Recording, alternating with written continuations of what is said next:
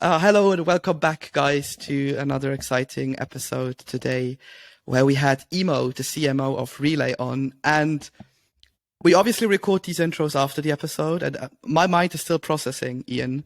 What a fantastic episode. Yeah, what a really nice guy. He's very chill. Um, it was just a nice sort of. It was just a chat, really, wasn't it? Mhm. And the thing that comes to mind after just chatting with him now was that the overall message was stay humble, stack sats. Yep. That's what I took away from it. But he really drove home what that means because he came across very humble. He's obviously very pro Bitcoin. He's a Bitcoiner through and through. He's been on his own journey into Bitcoin, as we all have. But he's managed to have this sense of calm about him, and it was a really nice sort of relaxing conversation. Yeah, and I mean, I would sign "Stay Humble, Stack Sats" as well as a theme for the episode, and Mm. also just take people where they are. If they're not interested in Bitcoin, okay, don't force it or shove it down their throats. Start simple, explain easy things. Don't be a conspiracy nut, which we Bitcoiners tend to be. That was also a big one. Yeah. And yeah, just take a chill pill. I think that was like the most easiest explanation of this episode today. One thing else I took away from the episode as well was when he was talking about the West and our privilege and the use case for Bitcoin for people that need it the most in other parts of the world that are less privileged than us. So I think that was quite an important message that he put out there as a reminder for people, because we do tend to forget in the West how easily accessible Bitcoin is for us. So that was quite a nice little thing that he brought into the conversation. Yeah, I mean, so many great gold nuggets where not only from a Bitcoin standpoint, but I think also from a marketing standpoint. Like I Mm. work in marketing almost 24/7. Sometimes it feels like it. And a lot of the stuff he said is like, oh yeah, that's back to the basics, sort of start there and build from it. And some really fun anecdotes as well. So yeah, really amazing episode, and definitely have fun listening in, guys. Yeah, enjoy. Hello and welcome back, everyone, to Rabbit Hole Stories. We got another exciting guest on today, and we'll do our intro very, very quickly. My name is Joel. I'm one of the co-hosts. I just realized, Ian, someone told me I'm more of the creative one, apparently. So I'll go with that title, and I'll give it over to my lovely co-host, Ian. What does that make me then? I don't know. You drew the logo and everything, and you got the merch on. So to me, you're the creative one, and I'm like the tech nerd.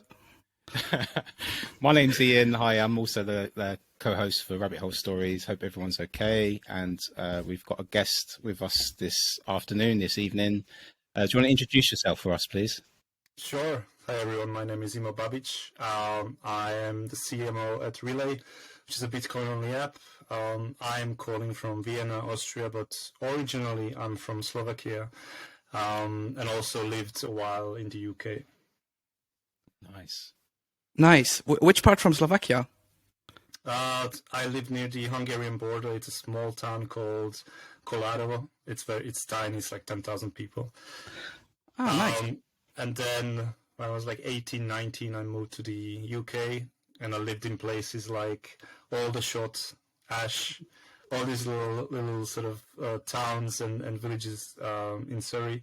And then I spent a chunk of my life in Guildford during uni times. I studied there, and then moved to London, where I was working mainly in agencies, media and marketing agencies. So I worked with brands like Xbox and PlayStation and Huawei and Electronic Arts. Then I worked for a film studio, Universal Pictures. And then I moved to Austria after I met my wife, and we decided to, get serious and start a family. And we thought Vienna would be a great option to start. And then we've been living here ever since. So yeah, living in Vienna, Relay, although as far as my knowledge, is a Swiss-based company. So you must be managing quite a lot of people all around the world then. It is a Swiss-based company, yes, but we're also a fully remote company. So we have obviously the founders Julian and Adam are from Switzerland, and our sort of HQ is in Zurich. But I think 75% of the company is outside of Switzerland. So we have people, we have 2 or 3 employees in Austria. We have some in France. We have some in the UK as well. We had someone in LA now. They're in Portugal. So sort of all over the place, really. And people always move around. So we are digital nomads. Nice. That's nice to see. I wish a lot more Bitcoin companies would incorporate that. For some reason, either they're stuck in the US somewhere, or it's just like one guy in the basement. I mean, to be honest, most of them are in the relevant ones, anyways, are in the US, and then in Europe you have a handful of ones. But I agree. I think every company should be remote. To be honest. Yeah, it makes life easier, doesn't it? It does, and it's just so much more efficiency, and you save so much money with not paying, office space and stuff like that. And you can work like in your sweatpants most of the day if you don't need like to leave the house or whatever. Funnily enough, I am actually wearing my sweatpants, but I'm not going to show them to you. I'm the same. I have them on already. After this, I need to put my kids to sleep, so I'll take off my CMO hat and put on my dad hat. Oh, that's nice to see. It's nice to see. Do you want to tell us what Relai is and how people can find it, and a bit more about what it does? Of course, yeah. So you can find it at relay.app is the website, but you can also find it in your app stores. Relai is a Bitcoin-only app that allows you to basically buy and sell Bitcoin instantly.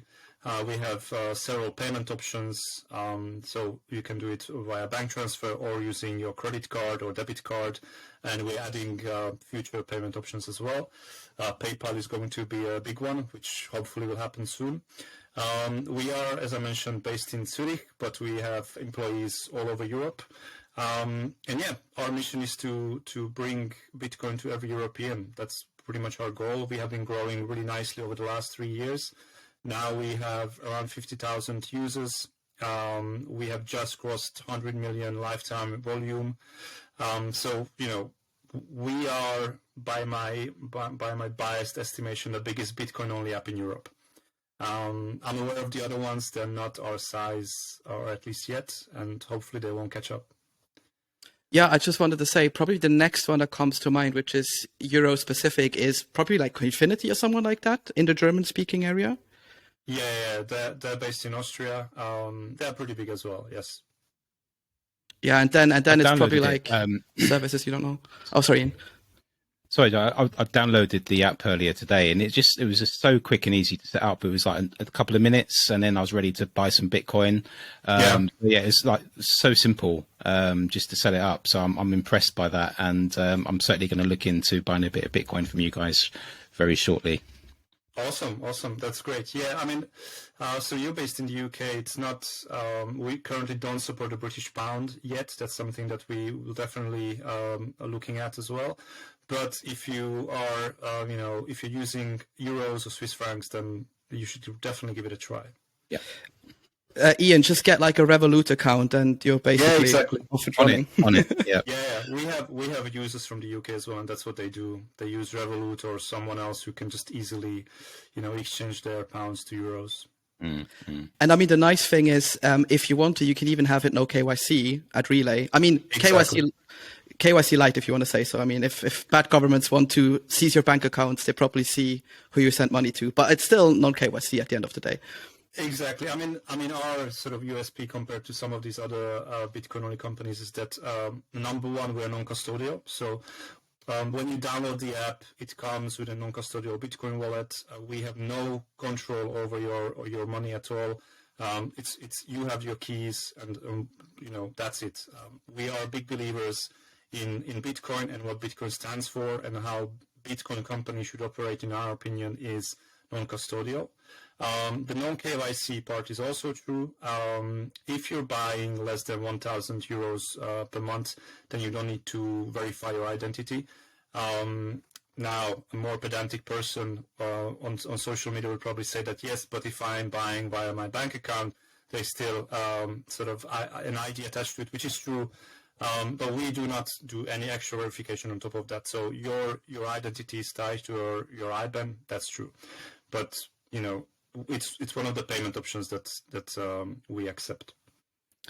I guess unless you do like cash in by mail or whatever, it's almost impossible that as soon as a bank account is involved, your identity is tied to it. That's just it.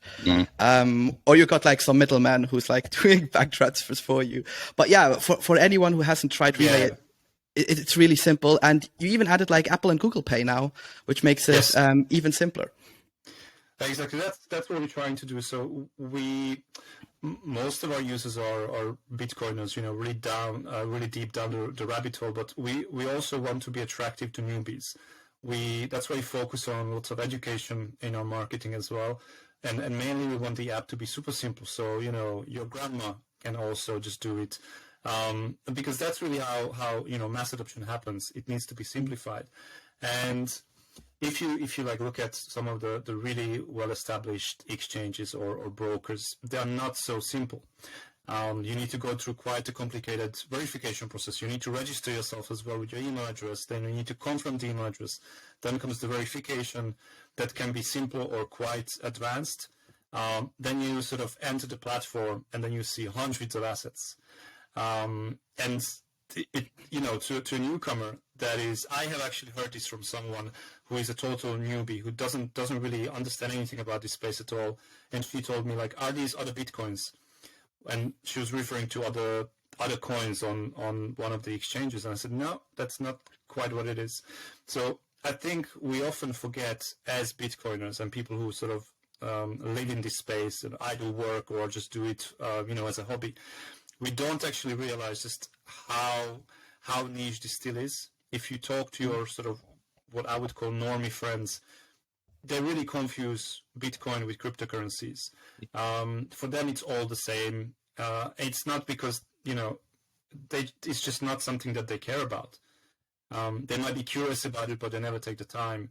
So if you go to one of these platforms, and then it can be super confusing. And that's what we're trying to do. We don't have any other coins apart from Bitcoin because we are Bitcoiners, but it also serves the purpose of being super simple. You cannot go wrong if you want to buy Bitcoin. You come to us and there's only Bitcoin available. While, let's say, your grandma decides to buy Bitcoin, she goes on Coinbase and she will find Bitcoin Cash. She will think, oh, that's cheaper. Why would I pay, it's now 21K when I can buy Bitcoin Cash? And these stories happen all the time.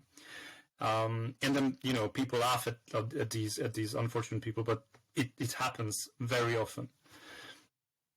Yeah, I find that a lot of people, their route into Bitcoin does involve some kind of shitcoinery on the way. For me, for instance, when I first started getting into it, I just put a bit of money here, a bit of money there, and it wasn't really, I didn't really understand what I was putting my money into. But when you've got all these options in front of you, it's hard to really see through the noise. And when you've got obviously yourselves on Relay doing Bitcoin only, that just eliminates that whole process entirely, really. So just to focus on Bitcoin. Exactly. I mean, we can wax lyrically about why Bitcoin only. There's many reasons. I think my sort of issue with other companies that offer all these sorts of assets is that I feel there is a little bit of a moral sort of requirement as well to maybe be clear about what the person is getting into when he joins this platform, and then he is investing his hard-earned cash, and you don't even warn them about what is it that they're buying. That is my biggest problem with exchanges. That's why I'm very proud to work for a Bitcoin-only company. In fact, I am one of the employees, and we have several of the company that probably would leave Relay if we were to add other coins. And don't get me wrong, we obviously have to consider these sort of topics as well as a business, but the answer is always no. That it doesn't make sense. Also, you have to believe in something as a company. I believe so. You have to stand for something. That's what people really like. And if you start sort of selling your soul, so to speak, in an effort to chase more revenue, where does it stop? Does it stop at Ethereum, or does it stop at Bork or Bark or whatever this latest coin that I heard of is called? And then what does it really mean for the users? Because if you're a platform that, let's say, offers stocks, and it offers Bitcoin, and let's say it offers Ethereum and then hundreds of shitcoins, and you really group them all together into one, and without any differentiation, you're not actually doing the education at the start of telling them that, hold on, they're not all the same. These things have different risk associated with them, and they're different projects. Stocks, obviously, that's a different story. Then you have Bitcoin, but then you have these shitcoins. Can I swear on this podcast? Absolutely. Yeah, you can. Right, swear. okay. Makes everything easier. I mean, shitcoins, I think it's not even a swear word anymore. It's just a term. But yeah, so like, really, I think you have a moral obligation as a company to at least put on a warning label of like, by the way, this is super risky compared to Bitcoin or compared to an Apple stock. You cannot have them at the same level. And lots of companies do that. And that's why, I'm not a big fan of them. I have worked for a company that, sort of is now what you would call a shitcoin casino. And you can really see how it changes the company culture as well. It really goes from people who are true believers. And at the time when I was there, this was 2018, it was still a very different space to where we are now in 2023. So we have moved on as an industry. But at the time, there wasn't such an aggressive stance of like Bitcoin and shitcoin. It was a cryptocurrency industry, so to speak. Obviously there were hardcore Bitcoiners even then, but overall lots of people were kind of fine working in this industry for all these companies. But I think now, 4 or 5 years later, you really see that, okay, there's absolutely zero control, and they just list anything. So yeah, it's quite a complicated discussion to talk about Bitcoin only versus other companies. Yeah, I mean, at the end of the day, if you look where all of this space comes from, I had to smile a bit at your friend saying, like, are these different Bitcoins? Because technically speaking, I mean, there was Bitcoin, then you had like Litecoin, Ethereum, they somehow forked out of Bitcoin. So she was not wrong, right? And that's like one of the many theses out there. But to me, the main difference is like if I compare it to regular financial product, it's like you got something that is very, very close to a commodity in terms of Bitcoin. I mean, there was no ICO or IPO, depending where you're coming from. No pre-sale took place, all of these things, no really central organization controlling it. And then you just have security-like aspects in like the altcoins and shitcoin land, where just basically a group of programmers can come together, like create 100 million tokens, sell one for $1, and then boom, you've got $100 million market cap, which is like, okay, it looks nice on paper, but again, it's a manipulated asset. It's not regulated and all of these things in terms of there are no control systems in place. And I like, honestly, I like if a company stands for something, and no pun intended, CASA, if you stick to your root base of customers as well and don't start expanding into other revenue models. Yeah, for sure. I mean, it's also, I'm a CMO, and from a marketing point of view, standing for something is just brilliant. It's the best message you can put out there, because people connect with like-minded people and like-minded companies. And if you don't stand for anything, you don't have a soul. Nobody will connect with that. People are emotional beings. They like to connect with companies that also sort of show that, hey, we're not a soulless corporation that just thinks about profits all the time. Don't get me wrong, we are a company and we have to think about profits as well. But we also are, it's our jobs. Like, we do this 10, 12 hours a day. It should be something that we enjoy and something that is close to our heart as well. Not everybody has the luxury to have a job like that. We do. All the people at Relay are Bitcoiners. Even the people who weren't Bitcoiners when they joined are Bitcoiners now. And we do it because we're passionate about the industry, because we're passionate about Bitcoin.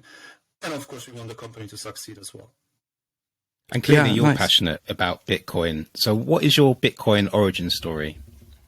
My Bitcoin origin story is, to be honest, I think it's kind of like pretty much most of the stories that I've heard I first heard about it when I was in the UK.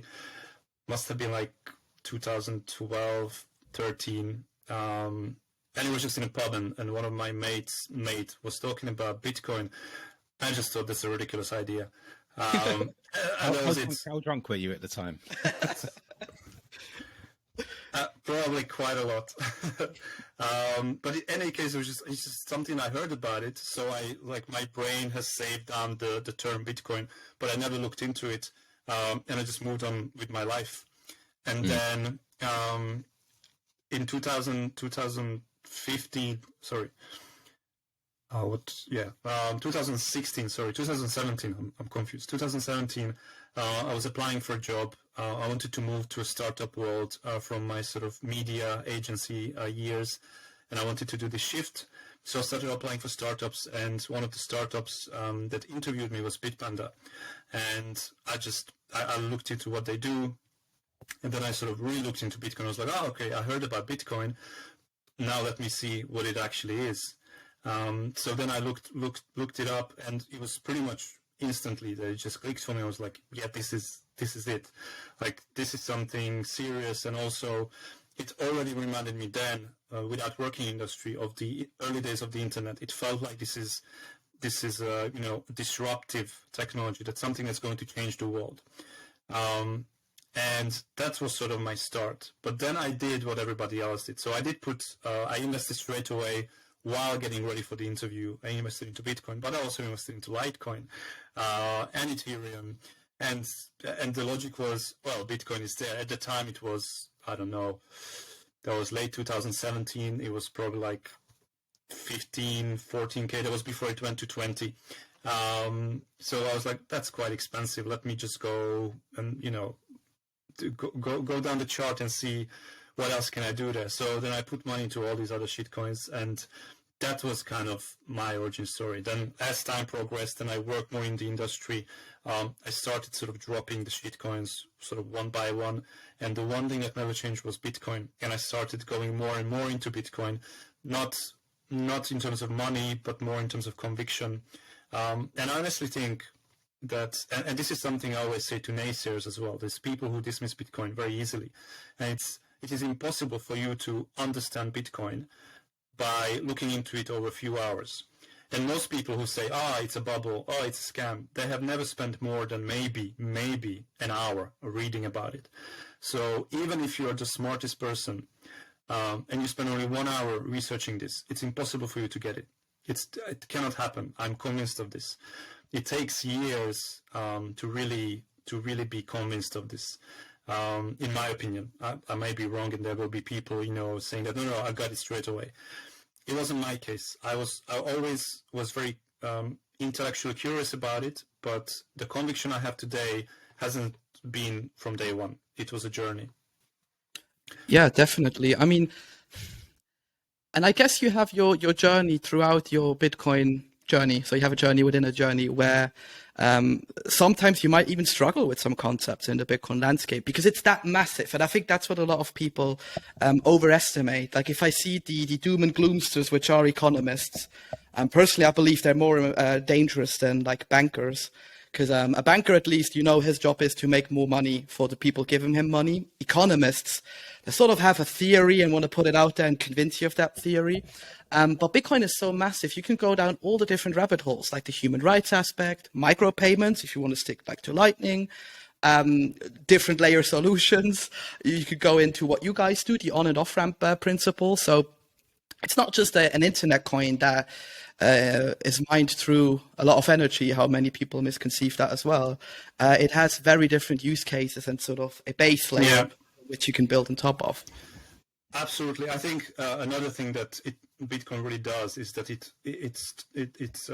changes the way you think about your personal financial situation and and your relationship with money.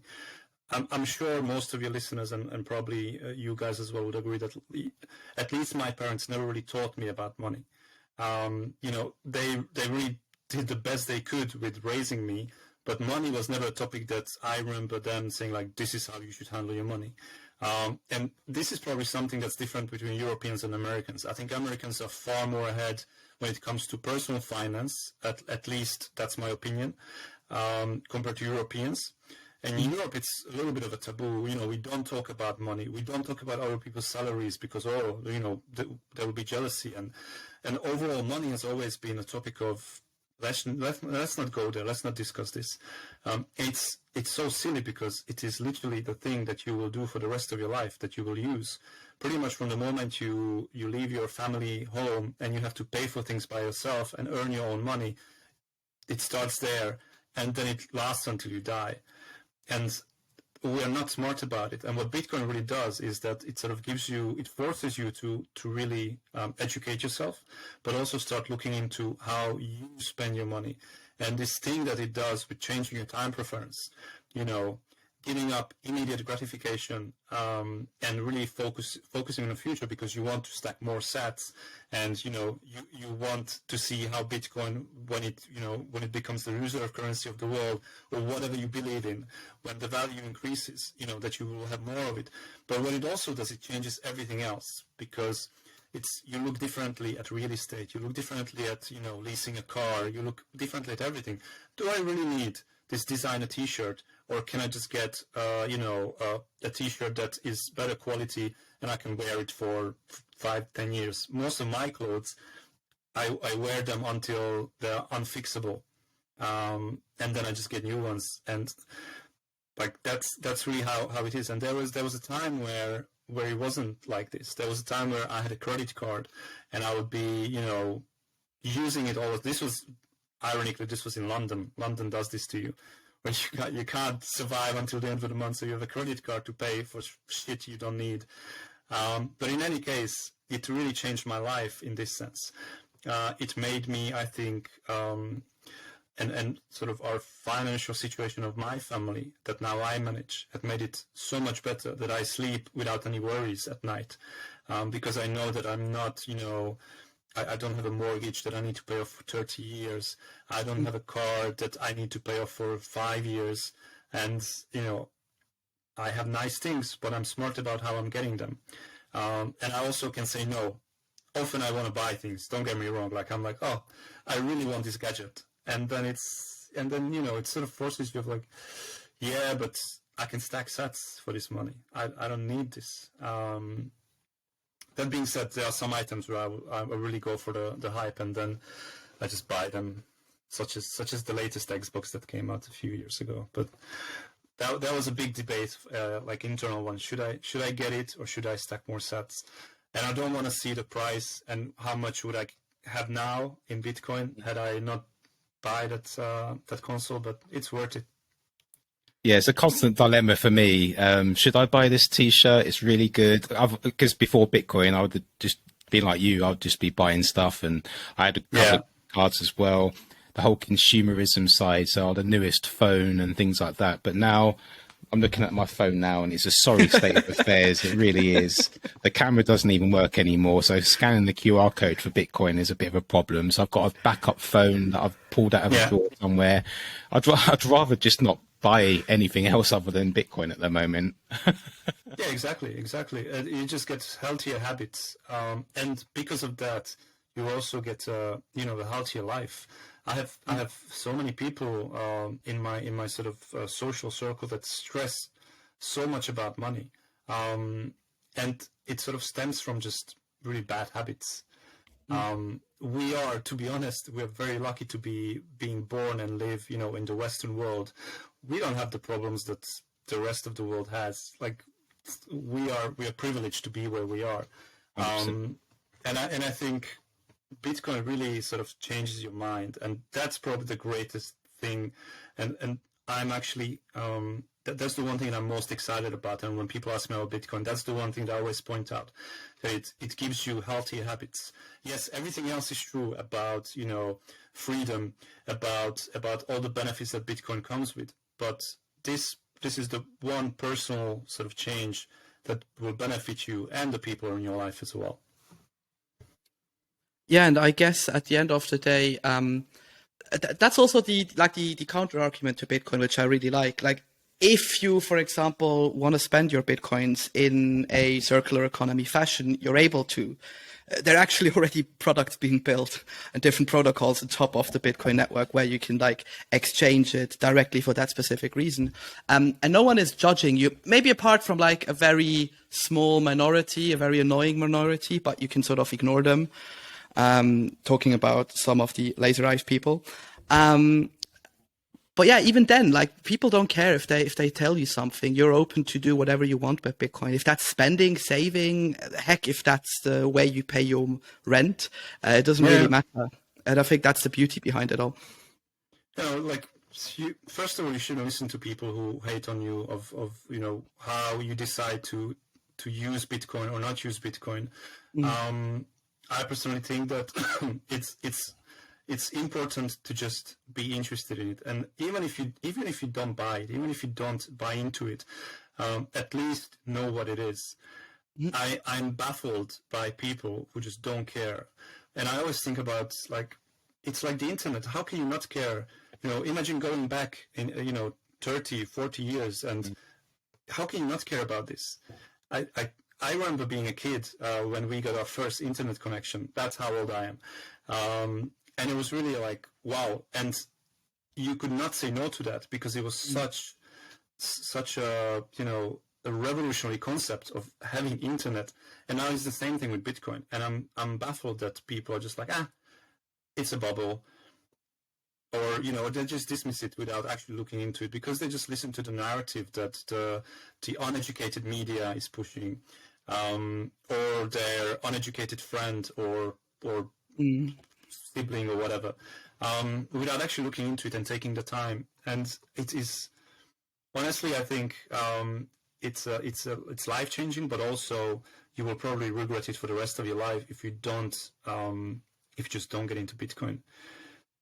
As Bitcoiners, what can we and what should we be doing to open people's eyes to Bitcoin? How can we wear Bitcoin on our sleeves better so people can find a safe route and a good route into Bitcoin? Yeah, that is a good question.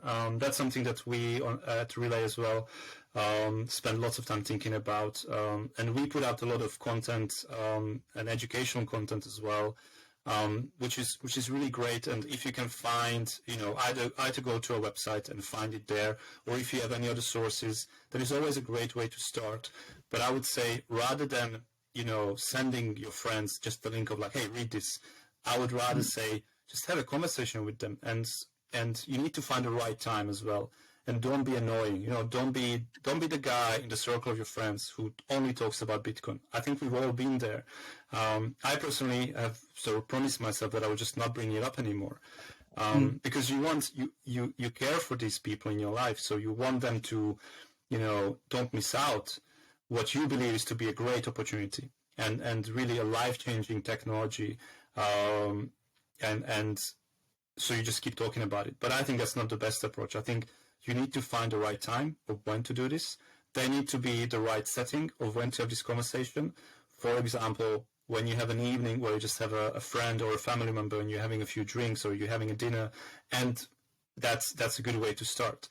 And I think the best way is to really bring it down to a personal level. Forget about the revolutionary, world-changing ideas, because that sounds like science fiction to a person who's not in this space at all. There is no point talking about, how it's going to replace gold and all these sort of things, how it's going to, even the whole freedom part, where, it cannot be stopped by any government. That is also something that people in the Western world are just like, why would I need that? I don't fear my government. So I think it's better to bring it down to a personal sort of topic. And I always approach it from an investment point of view. I don't only talk about Bitcoin. I talk about you should invest. You should be investing your money, because in my opinion, lots of people actually don't even think about a simple thing like just personal budgeting, of like, what do I do with my money when the salary hits my account? Most people don't have a system. They just, buy whatever they need. They waste on it, on takeaway and drinks and designer clothes and the latest phone or whatever, pay their rent, pay their mortgage. But there is no think of, all right, so how much should I save each month? There should be a system of how you sort of divide your money. And then there should be a system of planning for the future. So many people don't plan for the future. And I always like to approach it from this angle and then bring Bitcoin in, because that's I think something that people can really sort of wrap their head around in an easier way than me starting talking about, all these amazing things that Bitcoin can, but maybe won't do. We don't know, honestly. Yes, this is revolutionary technology and everything that these big ideas, they're all true, but they haven't happened yet. Especially in the Western world, they're very difficult to sort of sell this idea of, of Bitcoin being for freedom when people don't feel that their freedoms are in danger at all. I think this is a very different conversation if you're somewhere in Africa or South America, where, for example, there is terrible inflation. I mean, inflation has increased in Europe, but it's not 90, 80%. And also, our governments so far are not looking us up, or they're not seizing our assets yet. So it's a very different conversation here compared to if you're in some other parts of the world. So people in the Western world, they don't have these concerns, most of them. They trust the government, they trust their banks, they know of inflation, but they don't really care that much. So I think it's more important to talk to them about, hey, you should really plan for your retirement or for your kids when they grow up. Maybe, taking a 30, 40-year mortgage and paying 2,000 euros per month is not the best idea. Maybe you can do something else. This is the conversation that I like to have. Because the problem with Bitcoin is that you can very easily also sound like a conspiracy theorist, Yeah.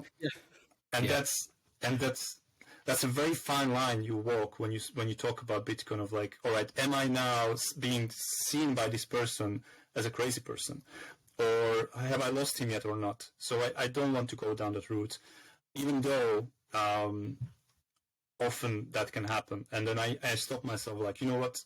I'm not going to talk about this. Let's talk about something else. This to me happens when I talk about CBDCs. That's something that you really then go down to like, oh shit, the government is out to get you. That's what it sounds like. And it's not that like it's a possible outcome. It doesn't mean that it will happen.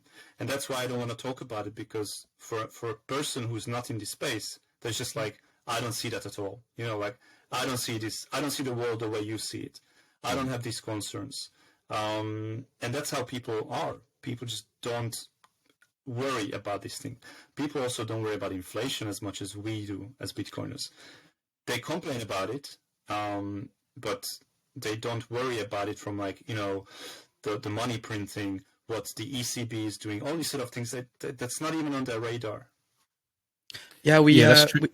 We should make this a regular thing, Ian. We should call out Christine Lagarde for the bitch she is.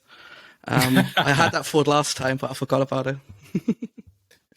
Also, I have a great social media lead at Relay who does a fantastic job on Twitter, and I told him that we need to be the nice guys. So I don't want to hate on any other company openly as a brand. I don't want to hate on any other people as a brand. Personal opinions should stay personal, but one target that's is open to ridicule is the European Central Bank. So go for it. Have as much fun as you want. Are you guys? He really took that to heart. Are you guys blocked as well then? Yes, I think we are. It's a badge of honor. Yeah, same. You raise an interesting point. It's meeting people where they are when you're bringing Bitcoin into the conversation, and you do get a lot of people who can be quite toxic in their approach, and they're just repeating sound bites, and all it does is put people off. You seem a little bit extreme, a little bit intense, And you're quite right in what you say when you start talking about taking away our freedoms and things like that. That's not something that we are actually living through in the West currently. We obviously see Bitcoin and its potential and what it stands for, but when you're bringing it up at a dinner table, you can come across a little bit of a conspiracy theorist, like you said. When I first got into Bitcoin, of course, I was all excited about it. It was the new thing for me. The penny dropped, and I just wanted to get the message out there. Yeah. And the way I was doing that was just doing the things that we were saying we shouldn't do. And I could see it. I could see people switching off. Their eyes were glazing over. And I really had to go away and think, how can I approach this now? And you've got to really meet people where they're at. Yeah. You know, I mean, we're all passionate about this. You guys have a podcast. I work in the industry, so obviously I would love to talk about it. And I would love to talk about all the, as I call it, the science fiction part of Bitcoin as well. But that's, if you come across a little bit heavy, it's like, oof, you know what? I just want to have a drink with you, mate. I don't want to talk about this. Can we talk about something else? So that's how I approach it, in any case. Yeah, because we can tend to get lost down our own rabbit hole a little bit, because we've spent a long time down there and we've gone down all these different avenues and we've fantasized about the future of Bitcoin, and it changes your mindset, it changes your narrative, it changes the way you see the world, but you've still got to keep one foot out a little bit into the current world we're living in and meet people where they're at currently. Yeah, exactly. And to be honest, I mentioned this before as well. We really underestimate just how little people outside of the Bitcoin sort of environment actually differentiate Bitcoin from everything else. I actually I tend not to be a conspiracy theorist, and I tend to and want to give everybody the benefit of the doubt. And also, when it comes to the European Central Bank, they have released lots of articles about Bitcoin, you know, warning about Bitcoin. I want to give them the benefit of the doubt, and I think they're just mixing cryptocurrencies and Bitcoin all together. They slap the Bitcoin name on it, but that's not really what they write about. And if you, when you really read even the latest one that came out a few months ago, this blog post, if you really read it, they are not talking about Bitcoin, they're talking about the overall cryptocurrency market. And they have every right, in all honesty, to hate on it and to warn people about it. Because outside of Bitcoin, and maybe some projects that are still shitcoins, but there are serious people behind it who have the right intentions, most of them are dog shit that are really there. Unless you get super lucky, most likely you won't, and you get ruined and wrecked. And the politicians should warn about it. The problem is that they don't take the time to actually educate themselves enough to distinguish Bitcoin and the rest. That's the problem.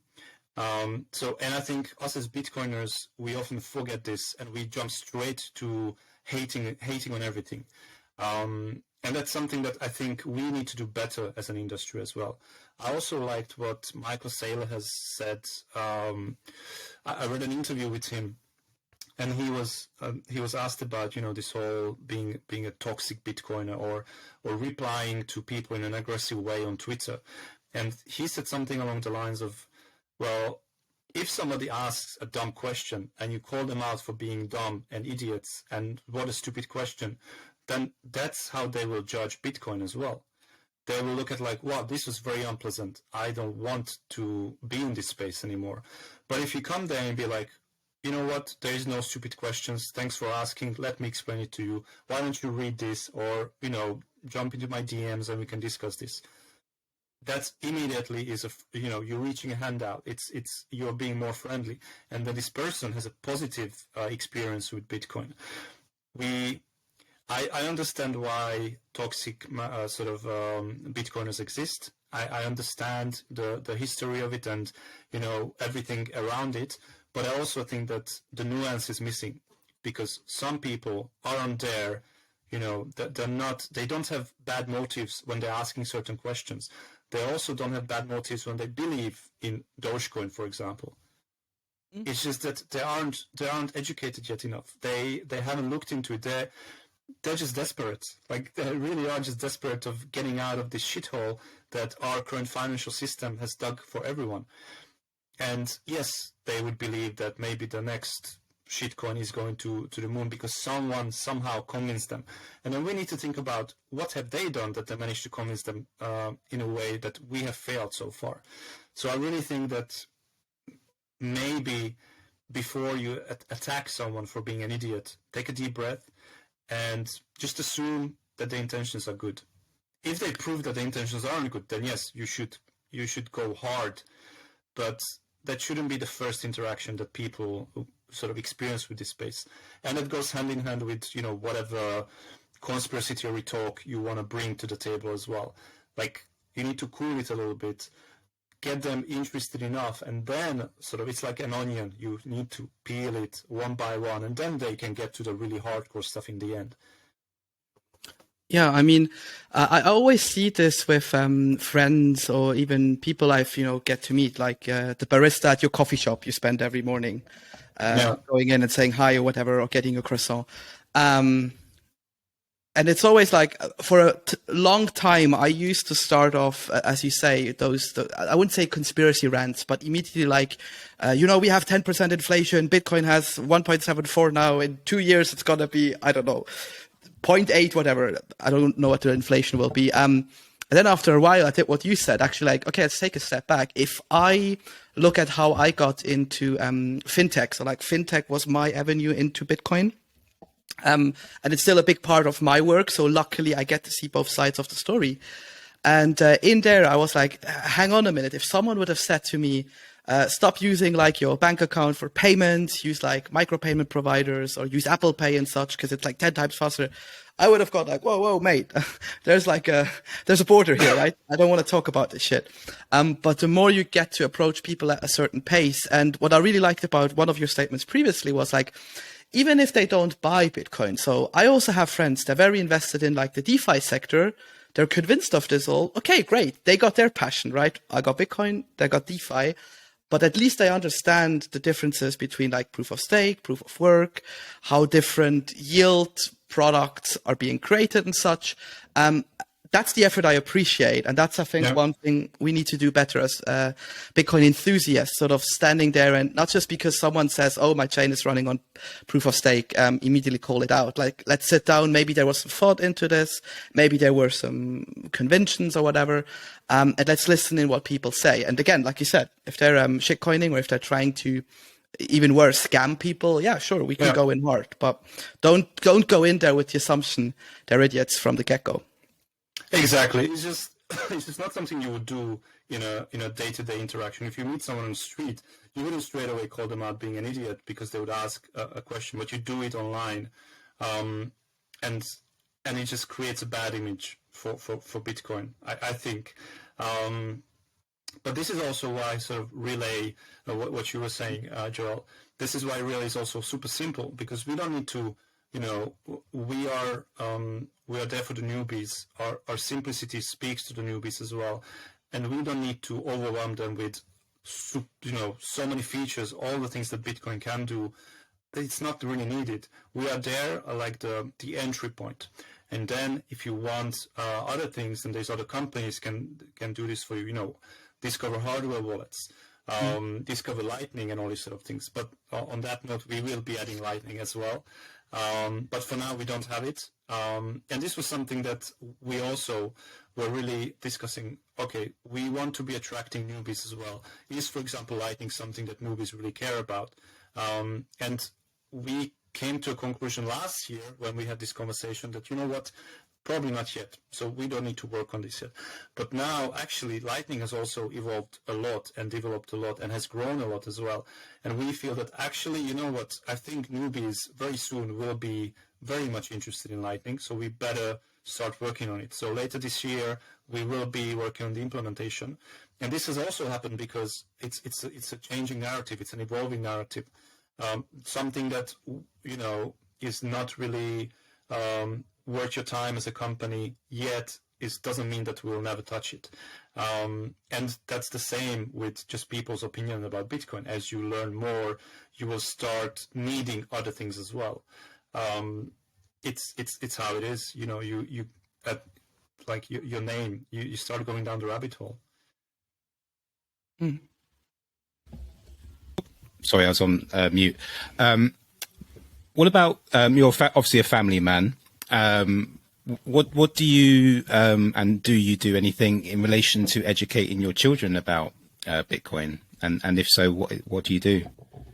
So my children are very young, so at this point, I don't really do anything. I mean, they obviously see, the Bitcoin logo or whatever I'm wearing, or Yeah.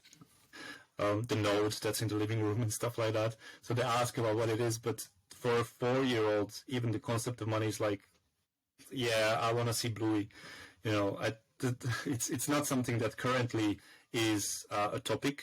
But it's definitely something that I have promised myself, is that there's one thing that I want my children to learn from me, is that I want to teach them about money the way my parents didn't, because it was a different generation. And also I am now privileged. I consider myself being privileged enough to work in this industry, to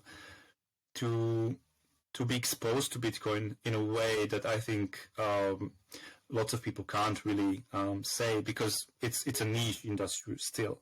We are not the majority, we are the minority, and I think it's a privilege to be already here. Whether you've done it on purpose or somebody else orange pilled you, it's great that you are here, and I think it's important that you use it for something good, which is teaching children about money. And of course, part of this conversation is also Bitcoin, and in any case, the Bitcoin that I have is pretty much for them. I don't intend to sell it really, and it's always in my mind that I wonder what it's going to be when they're grown-ups. How people will think about Bitcoin. How will the adoption look when my daughter is 25, which is in 20 years? Like how is it going to change? Is it like literally, a half a Bitcoin? Is it gonna, what is it gonna get her? Will she ever need to sell it at that point? Will fiat exist? And all these sort of questions are very interesting. So I'm stacking sats mainly for my children. But funnily enough, my wife has been orange pilled quite heavily, and often this journey that I was explaining of how I sort of got into Bitcoin and the conviction, there were moments where actually her conviction was stronger, and she was like, no, we should double down on this more. And it's great to have a partner who also believes in it. Because at the end of the day, as I said, it's family finances as well. And it's important that you don't do something without your partner and without your family member knowing about it. And I think that's probably the first step. Like, husbands talk to your wives about it and try to educate them, and wives talk to your husbands or boyfriends, girlfriends, whatever it is. Get the closest person next to you on board. That's how it starts, because then they can get maybe a sibling or a friend on board, and this is how it grows. And just don't force it if you see that they're not getting it yet. It's fine. They will get it eventually. Usually when the bull market comes, that's when they get it. I was just about to say when the FOMO kicks in. Yeah. So, Imo, we covered a bit.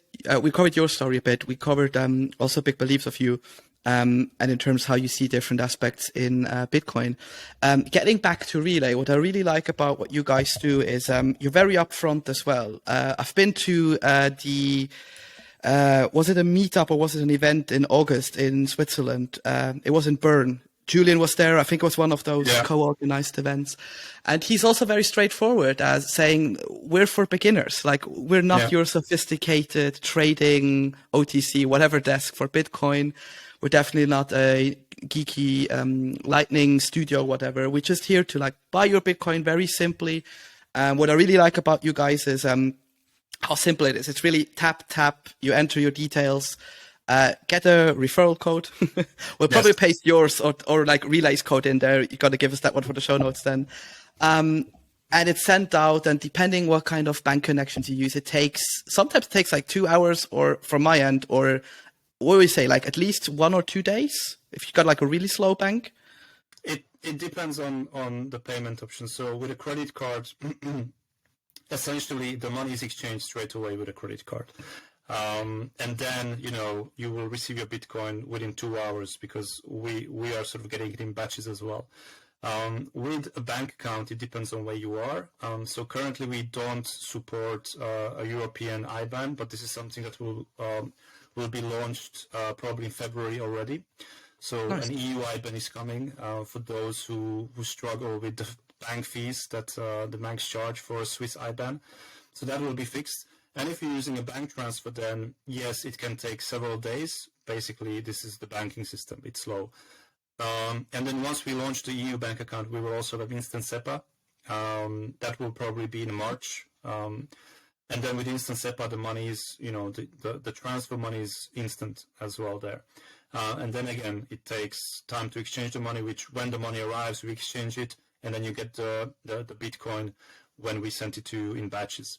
So because we obviously have lots of users, so we sort of getting the Bitcoin is being pushed out in batches. Currently, it's every 2 hours. And it also, there's a reason why it's in 2 hours. We just don't have the capabilities to do it faster right now, but it's something we're working on. It used to be 4 hours, every 4 hours. Now it's every 2 hours. Our goal is to really get down to the moment the money is exchanged, the Bitcoin also goes there. So that's sort of how it works right now. But it's very fast, like really. Even if you don't see your Bitcoin yet, the money has been already exchanged and it's already in Bitcoin. And then if you get lucky with the batch being just executed straight away, then you can get it within a minute. Yeah, and sometimes if you're very lucky, like do it late at night or early in the morning, you get like a 1 set per byte fee. Yeah. I had it last time. That was perfect. But yeah, you keep it very simple. And what I like about the brand messaging is also you take that simplicity and you really build on top of education, which is unfortunately not something you see with a lot of Bitcoin companies. Even in the US, it often has that kind of almost elitist view, you know what I mean? Like that. We've uncovered it earlier than you guys, and therefore you should do like step 1, 2, 3 the way we did it. And what I like about Relay is you do it the other way. You take people as they are again and convince them. Where do you see where a lot of Bitcoin companies and plebs, for that matter, could improve? Because sometimes we are very, very bad, especially with like media presence, that we tend to be very defensive and aggressive and such. If you could give like 3 tips out there, what would it be to convince people or to make that step into Bitcoin a bit easier? 3 points. That's a good question. You can also do 1 point, whatever works best for you. Yeah. As I said before as well, I think it's just to really break down the message to simplify it. Bitcoin is very complex. So find your right audience. Obviously, if you are, let's say, a public speaker and you go to a tech conference, you want to approach it from a tech angle. If you go to just, let's say, a marketing conference, you always want to adjust the message, but I like to simplify it always as much as possible. Also, with our content at Relay that we create, we always keep it very simple. We always question everything we write as well. Like, how can we dumb it down? Dumb it down not to insult the audience, but it's just like everybody should understand this. There shouldn't be complex words because the thing is that, and if you sort of come from a multilingual background or you have traveled, you understand that everybody understands English at a different level. So when it comes to English, we always make sure that we use the simplest language possible so everybody can understand. Because there are people who, let's say, aren't English. They might be, like yourself, Swiss, Austrian, and let's say maybe you consume content in English rather than German. And maybe German is actually better for you, but for whatever reason you're doing it in English. We don't want to be throwing like really complex words at you. We want you to just understand it like a 5-year-old would. Like everybody should be very simple in their messaging. I think what Bitcoin companies often do is they forget this. They forget that this is a niche market. You are talking to everyone as if everybody understands what you're talking about, and it's not the case. So either you know this and then you only are speaking to a small percentage of the larger audience, or you don't know this and then you're missing a big chunk of the apple, of the pie, because most people, as I said, they don't have the knowledge. They even simple financial terms that Bitcoin companies throw around often. It's not something people know, and they are like, what is inflation? Even inflation, in my opinion, a regular person probably knows the term knows probably what it means, but wouldn't know anything else about it. They would probably say, yeah, it is, the price is getting higher, right? That's as far as this goes. And you would be surprised how some people have even less knowledge. These are people who might have great jobs. He might even have, a degree, but they're just, not educated when it comes to money at all. That's a huge problem, in my opinion. And I think companies and content creators should really do a better job of just thinking about everyone as maybe they don't know this. Maybe we need to simplify the message. Fantastic. And that's a great point. Before we wrap it up, is there anything you wanted to say or mention that we should have asked you that we haven't? No, I think we covered everything, to be honest. For everybody listening, check out Relay. And yeah, I think, Joel, the best thing would be if you drop your own referral code. If you don't have one, let me know so I can hook you up. And you can earn some extra sats every time somebody buys. You get 0.5% from the value that they would buy. I mean, I would probably put Ian's in because like all of my friends already buy through my Relay link, so I'm doing good on that. Yeah, let's do that. And where can people find you on socials? You can find me on Twitter. It's at Imo Bábics. Maybe you can share it with the link as well. Yeah. And then also on LinkedIn, under my name, Imo Bábics. Those kind of are the two channels that I use. I don't really have anything else. Even LinkedIn, I only really use it because I'm a professional and I kind of have to have it. I don't like it, but I have to have it. But Twitter is the one where I spend probably more time than it's healthy. So you can find me there. Follow Relay as well at Relay app. And yeah, drop me a DM if you have any questions. Brilliant. That's Relay is RELAI, right? Yes. Brilliant. Mate, I think it's probably bedtime for your kids. We wish you all the best. Thank you for joining us here at Rabbit Hole Stories. It's been an absolute pleasure. And thank you once again. Cheers, guys. It was great to meet you and talk to you. Have a good evening. Take care. You too. Thank you, Imo. Bye-bye. Bye-bye.